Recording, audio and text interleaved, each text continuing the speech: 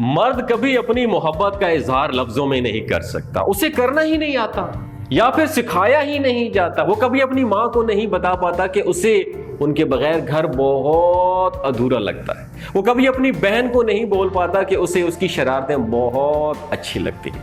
अपनी बीवी को नहीं कह पाता कि उसकी वजह से उसका ईमान महफूज है। अपनी बेटी को नहीं बता पाता कि उसने कितनी दुआएं की थी कि रब उसको रहमत से नवाजे।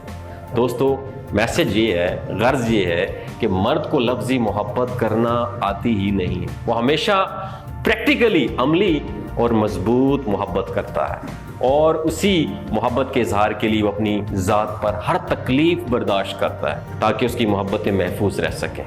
दोस्तों, अगर आप मर्द हैं तो इस बात को महसूस ज़रूर कीजिएगा, आप प्रैक्टिकल तौर पर मोहब्बत का इजहार करते हैं, करके दिखाते हैं। लफ्जी मोहब्बत नहीं कर सकता मर्द, जिस्मानी मोहब्बत से अपने आप को महसूस करवाता है।